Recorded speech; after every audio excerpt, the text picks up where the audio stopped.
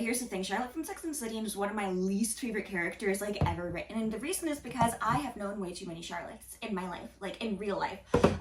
And everyone always loves Charlotte. Charlotte is, like, continuously one of the favorite Sex and the City friends. It's Samantha, Charlotte, Carrie, because then you have to choose Miranda. And I'm always going to be a Miranda girl. Miranda is my favorite. And yes, it's because Miranda reminds me of my best friend in the entire world, who I love more than anything ever. But it's also because Charlotte reminds me of one of my ex-best friends. And this is a big deal. Because here's the thing. Charlotte seems nice enough. She has the nice girl voice down to a science. She always seems nice. She's so chipper. She's so excited about life. But every sentence that she has when the girls are having their girl groups and they're enjoying their time and Carrie's telling them about their latest sexual exploitation, Charlotte decides that she has to remind Carrie of the rules. Now, it's one thing to have rules for yourself when you're, I'm going to take this off. It's one thing to have rules for yourself when you're, like, dating and having all these things in your life and you're going out and you're doing. But Charlotte also tries to put her rules onto her friends. And she really expects her friends to follow these rules. Maybe not Samantha, but Charlotte really doesn't consider Samantha a friend for most of the series, and you can't convince me otherwise, okay? Because Samantha and Charlotte both happen to be there. They both happen to be nice to each other. They both happen to be, like, acquaintances. But if they had to choose each other, I don't think they actually would, which is fine. That happens. That's how friend groups go. Sometimes it's gonna bother me, but this is just, okay, cool. There, I'll lose it later. What was I saying? But Charlotte is not someone who actually, like, is just like, I have this set of rules, and I have this set of rules for a reason, because I one day want to be a wife and a mother. No, Charlotte has this set of rules because not only does she want to be a wife and a mother, but she expects her friends to also want to be a wife and a mother. Even though Carrie continuously doesn't actually know if she wants to get married or if she wants to have kids. And it's a really big thing in her head of, do I want this life? Do I want the life that could come? And she never, like, fully makes a decision because she's not sure if she wants kids. She's not sure if she wants a wedding. She's not sure if she wants marriage. She's not sure if she wants any of it. And Charlotte knows exactly what she wants, and that's great. Wonderful. Amazing for Charlotte. But Charlotte expects Carrie to also follow these rules. You can't have sex on a first date. You have to wait till the 5th date, because otherwise the guy will treat you like garbage and just ditch you. You want him to respect you, don't you, Carrie? Or Carrie, let's be real here. It's a naked dress. You're wearing a naked dress. You're basically just naked. You're definitely gonna have sex with him on the first date. And all these other things, where she expects the girls to agree with her. Or they'll be talking about how other people have, like, slept with married men, and Charlotte's like, I would never sleep with a married man.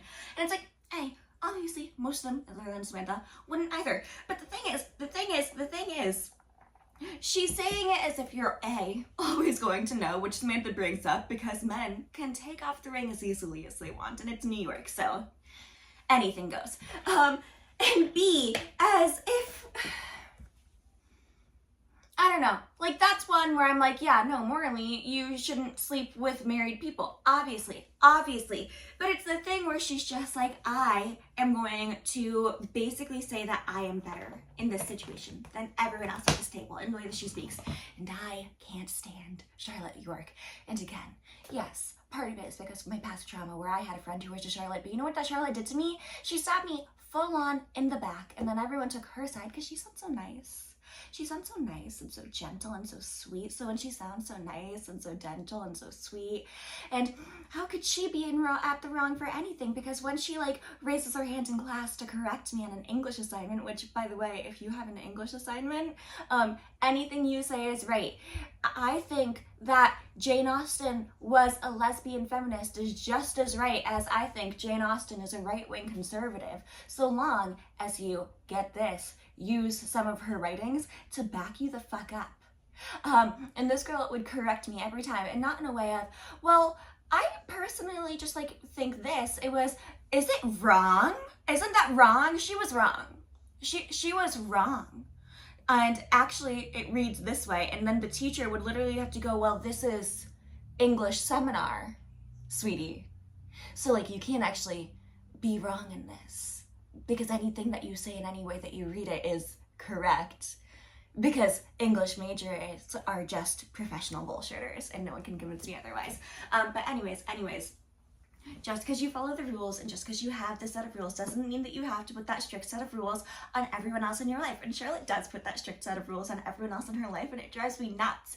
Tune in next week when I decide to talk all about how much I love Miranda Hobbs, because she is the best friend of any of the friends in the group, and everyone overlooks it because she's just not as pretty as the rest of the girls. Meanwhile, Charlotte is palatably beautiful and like has the sweet voice, so everyone like always wants to be her friend, and nothing drives me more insane in the entire world. It's really lucky I'm gonna put this on YouTube because this is getting really long. And I'm probably gonna have to snip it and clip it and whatever. But nothing drives me more crazy in the world than the fact that there used to be like this meme that was going around where it was like people being Charlotte if Charlotte were woke. So it would be like Charlotte's face and then she would be saying the most woke thing ever. And everyone was like, Charlotte would be so woke in the 21st century. No, she wouldn't. She would not be woke. She would be the least woke person ever. I'm realizing now I'm kind of dressed like Charlotte at this exact moment. I'm gonna ignore that. I'm gonna ignore it. But Charlotte would not be woke. Charlotte would be the girl who would go, ooh, I just feel like everyone's gay now. And that's kind of, it makes me uncomfortable. I don't know.